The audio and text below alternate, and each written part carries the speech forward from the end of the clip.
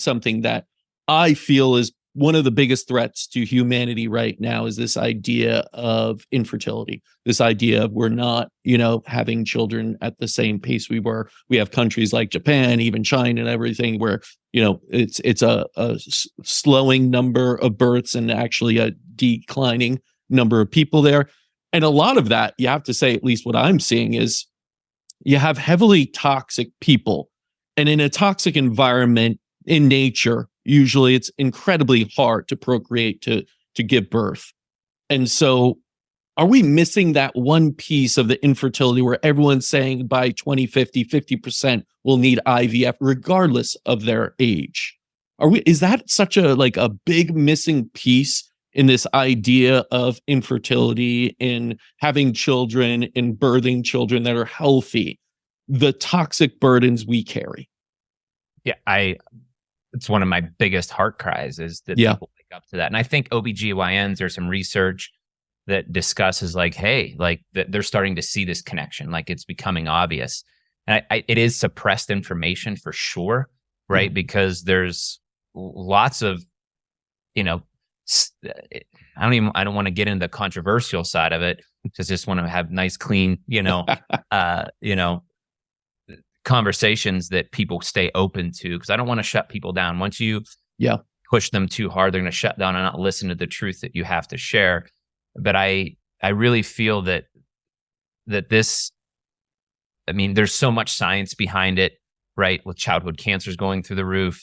You also see the epigenetic problem of these toxins triggering bad genes, and then the progeny has those bad genes. So you're producing a sicker progeny. Right. You can reverse that, right? But it takes time. Like lead also takes generations to get out because it gets passed on.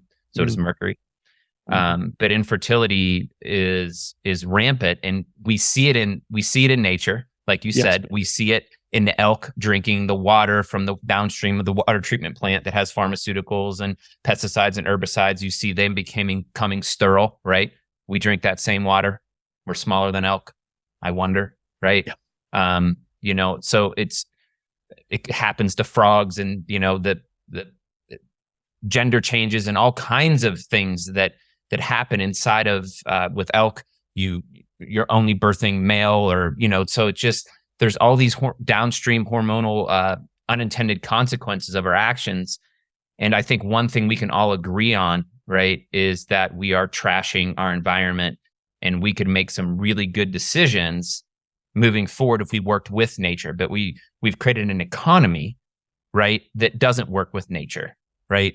And so that's what we're up against. We have this economic issue. I have my youngest in the background, if you can hear her. She's getting ready for her nap. So all good. That's what makes this so natural of a conversation.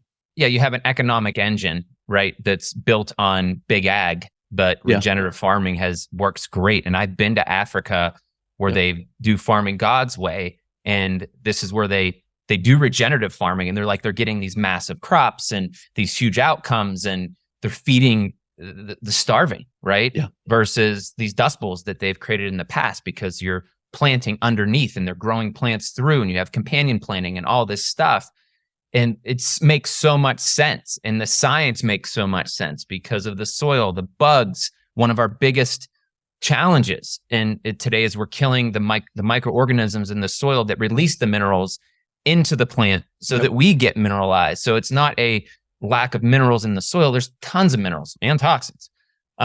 But it's the fact that the bugs aren't able to break that down. The nematode poop is essentially what we eat that gets uptaken by the plants. And certain plants take up more minerals than other. We use those in remediation. Back in the day, we'd plant certain plants that are really good at grabbing lead and arsenic and stuff out of the soil. Then you would harvest those plants and then lower the heavy metal content in the soil. And then you take those dirty plants and put them up where no water, and they want kind of lock that in and then cover it. Right.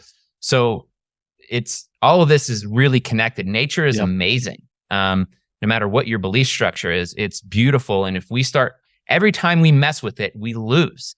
A species that's not adapted to this area, and we bring it in, and it becomes evasive, right? The zebra mussels, the evasive toxic plants, and we bring it in for good reason. Well, we want to do this to take care of this, and then we bring in this animal to eat that plant, and then it just we think that we can outsmart nature, and we think we're so brilliant. And so I think the closer we get to understanding the algorithm of God, if you will, the more we continue to screw up, and the more we try, the more we expose ourselves to bigger and bigger risks, right? So, I mean, is AI toxic? I don't know, but it's definitely moving in a different unknown direction. Will it, Elon Musk doesn't like it. I don't know, because that's all like fodder for stuff that I can't focus on, nor do I care about. But what I do see is every time we mess with nature, it causes a major issue, And so I think we can all agree on that. And I think we can all agree that toxicity is having a massive impact on fertility, and on our health of humanity. It's like triggers cancer. Like there's all this stuff, right? Anyway, I'll go back to you. I mean, there is a certain arrogance of humanity to think that we're smarter than nature, that we can try and replicate it and make it, more efficient in a sense.